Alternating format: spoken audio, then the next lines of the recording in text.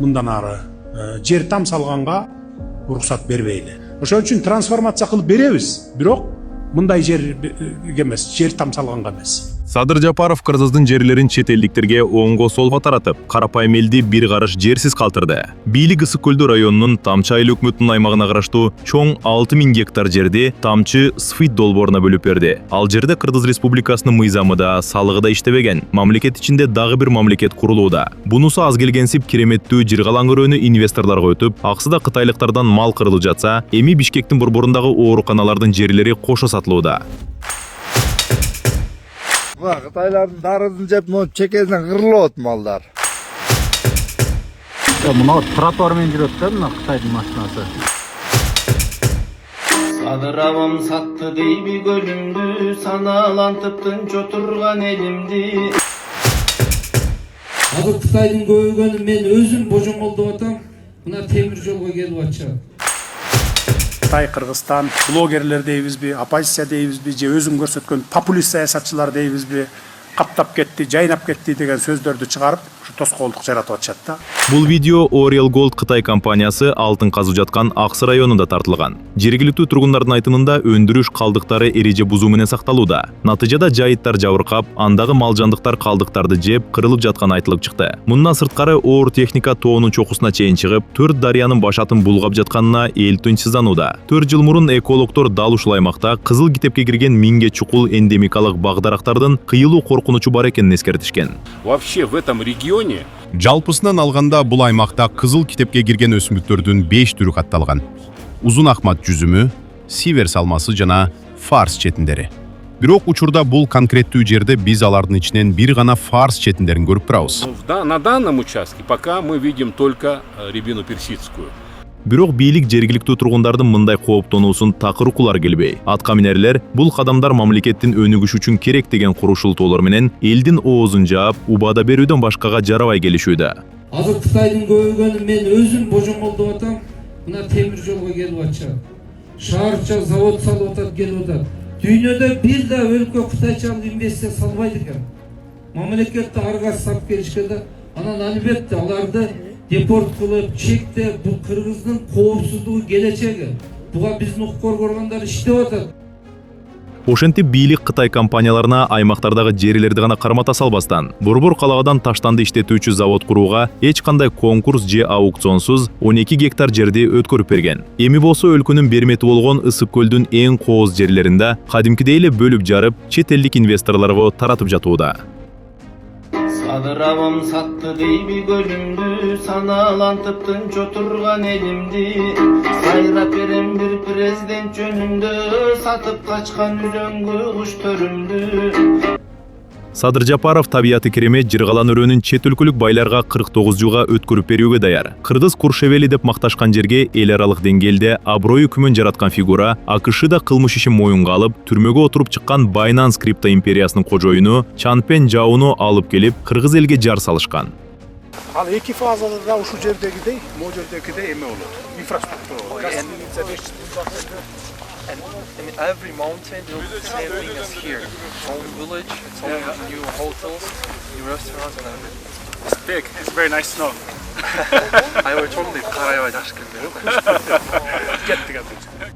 Шектүү миллиардерге котурмочу болуп берип жаткан Садыр Жапаровдун уулу Нурдо өлөт. Жеке банкка ээлик кылган жаш жигиттин $2000 лыжа костюмун кийип жүргөнү таң калыштуу деле эмес. Баласынан калбай моданын аркасынан кууган бийлик башчысынын чет элдиктерге жерлерди оңго солго таратуу саясатынын кесепети жогорку кеңеште да акыр айтылды. Мен билгенден көптөгөн жерлер чет өлкөлүк жарандар ошондой 49 жылга алып, айыл чарба жеринде иштетип атышат. Биз ушул маселеге урматтуу коллегалар көңүл бурушубуз керек экен. Азыр чет элдик жарандар өздөрүнүн атына ушул жердин үстүндөгү мүлктү дагы, андан кийин жерди дагы алып, ошол жерге курулуштарды куруп атышат. Мындай кептер акыры президентке чейин жеткен. Бирок өлкө башчысы чет элдик инвесторлорду чочутпоого чакырып, кошуна мамлекеттин жумушчулары жардамга келгенин белгилеп, жана коомчулукка катуу эскертүү берди. Блогерлер дейбизби, оппозиция дейбизби, же өзүн көрсөткөн популист саясатчылар дейбизби, каптап кетти, жайнап кетти деген сөздөрдү чыгарып, ушу тоскоолдук жаратып атышат да. ушундайларга бут тозуп, ушундайларды кескин токтотушубуз керек. Анын үстүнө Садыр Жапаров такыр күтүлбөгөн кадамга барды. Мындан ары бир дагы Кыргызстандын жараны өз жеринде жер тилкеге ээ боло албайт деп айтып чыкты. Үй алам дегендер мамлекеттик ипотекага гана кайрылууга тийиш. Ал эми Кыргыздын жерлери чет элдик адамдарга сатыла берет окшойт. Нарктуу кыргыз элелек, напсы бизди тыйбадык, үзөңгү куш каркыра, төрүн сатып жок кылдык, кемибеген кун төрдүн, кенин сатып жок кылдык, Канадага каздырдык, канчаң ууну чаштырдык, Сентеррага кастырдык, сианитти чаштырдык, уранды дагы кастырдык, уунун баарын чаштырдык. Азыр чет элдик жарандарга мүлк сатуу деген мыйзамды сатылбасын деп оңдойлу. Hayra qarab Kırgızlar barыбыз тегиз колдойлу. Бирок мунун баары тамчы Сфит долбоорунун жанында жөн гана оюнчук болуп калат. Ысык көлдүн түндүк тарабында Садыр Жапаров VIP шаарча үчүн 6000 гектар берип жатат. 6000 гектар бул бүтүндөй бир Каракол шаарынын аянтынан да чоң аймак. Бул жерде казино, крипто биржалар, консалтинг жана каржылык операциялардын баардык түрү жайгашып, чет элдиктерге өзгөчө шарттар түзүлөт. Наша страна здесь это сам получит. Биздин өлкө абдан чоң пайда көрөт. Лизинг мүмкүнчүлүктөрү бар. Заманбап эл аралык компаниялар бул жерге келип, олуттуу инвестицияларды алып келишет. Андан тышкары 10 миңге жакын жумуш орундары түзүлөт. Это сам сюда очень большими финансовыми. Бул зонада атайын бажы, валюта, салык жана 5 жылдык виза режимдер иштейт. Инвесторлор 49 жылга бардык салыктардан бошотулуп, аймактын жетекчилиги кыргыз бийлигине баш ийбейт жана көз карандысыз болот. Башкача айтканда мамлекет ичиндеги мамлекет болуп калат. Мына ушул сыяктуу маанилүү институттарды ишке киргизүү менен мамлекетибиз инвестициялар, технологиялар, күчтүү компаниялар, кесипкөй кадрлар жана узак мөөнөттүү долбоорлор келе турган өлкөгө акырындап айланып келе жатат. Салык төлөбөбөн кыргыз бийлиги көзөмөлдөй албаган бул аймак кылмыштуу жол менен табылган акчаларды адалдоочу борборго айланып кетпейби деген чоң кооптонуу бар. Анын үстүнө бийлик чечимдерди көчүк артында, коомчулукка ачыктабай кабыл алууда. Ал эми өлкөдө мындай мыйзамсыздыктарды ачык айта турган көз карандысыз журналисттер же активисттер дээрлик калбай калды. Кемпирабад силердин ата жотоңордон калган мурас эмес деш керек. Булардын огородунан кертип берген жер эмес. Бир нече жыл мурун Кыргызстандын Өзбекстанга 4 пансионатты өткөрүп берүүсүнө каршы чыккан жазуучу Олжобай Шакерди бийлик түрмөгө табып, бул чечимге каршы болгондорду куугунтуктаган. Эми быйыл өкмөт Казакстанга Ысык көлдүн жээгинен 60 гектар жерди 49 жылга ижарага бергенде, бул чечимге ачык каршы чыккандар дээрлик болгон жок. Жарандарга соц тармактарда терс пикир жазгандан башка арга калган жок. Ал арада өкмөт Бишкектин так борборундагы жерлерди сатууну улантууда. Улуттук оорукананы, республикалык жугуштуу оорулар ооруканасын, улуттук кардиология борборун, кургак-учукка каршы күрөшүү борборун жана айрым төрөтүүлөрүн камтыган медициналык комплекс куруу пландалууда. Бул мекемелер башка жайга көчүрүлгөндөн кийин эски ооруканалар ээлеп турган жер биздин карамагыбызда калбайт. Алар оорукана катары ишин токтотот жана ал жерди сатып алган жеке инвестор анын мындан ары кандайча колдонуларын өзү чечет. Кто купит вот эту землю, это уже они будут решать. Чынында бүгүн Кыргызстанда чет элдик инвесторлор жерди каалагандай калчап, каалагандай жашап, жада калса мыйзамдарды тоготпой жаткан кезде.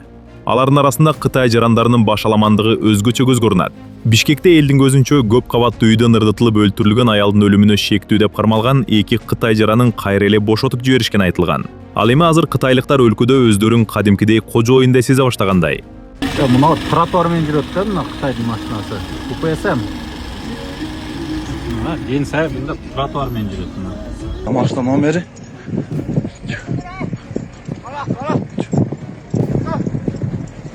Ток менен алып кармап, таш менен коюлат жаап тигине. Эмеси. Ондай. Ток менен алып кармап жүрүшөт арбада. Ондай ток бар экен.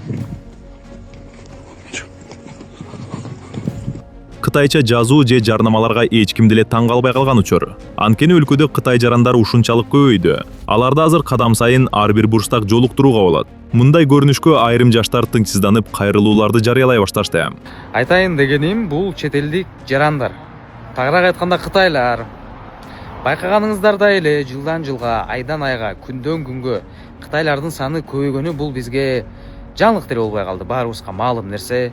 Ошол эле кафеге тамактанганы кирбей, ошол эле соода борборго соода кылганы кирбей, ошол эле базарда лагман алайын же базарда самса алайын десең деле Кытайлар жүрөт.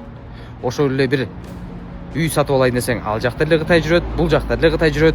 Айтор Кытай каптап жатканы, кумурскадай каптап жатканы бизге жаңылык деле болбой калды. А бирок ошол нерселерге көз жумуп койгон адамдар да бар балким. Көңүл бурбай атышабы же кандай десек, шалаакылык кылып ал нерселерге жол ачып атышабы. Айтор ал эми бештен белгилүү нерсе да турабы. Көп нерсе көз жумуп койгонубуздун аянан мына зордук зомбулук, кысым көрсөтүүлөр, ыдык көрсөтүүлөр, биздин кыргыз кыздарына болгон туура эмес мамилелер, ошол эле учурда сый-урмат көрсөтпөгөндөр анткени туура эмес. Биринчиден башка мамлекетте жүрөт, экинчиден ал үй эмес, үйүндө жүргөн жок. Кытайдын каалаган булуң бурчуна барып, сиеби, чоңго барабы, алыска барабы, не кылса ошо кылсын, бирок Кыргызстанда жүргөндө Кыргызстандын эрежелерин, биринчиден маданиятын, динин каада салтын сыйлаш керек. Негизи өлкөгө инвесторлордун келиши жаман эмес. Бирок Кыргызстанга эртеңи бүдөмүк, бир күндүк күмөн ортомчулар эмес. Аброй таза, ири эл аралык компаниялар керек. Тилекке каршы өлкөдө тамыр жайган коррупция жана ачык айкындуулуктун жоктугунан улам ата бабадан калган ыйык жерлер көрүнгөнгө сатылууда. Мына ушундай жоопкерчиликсиз саясаттын кесепетинен кыргыздар өз жерлеринен ажырап жатышууда.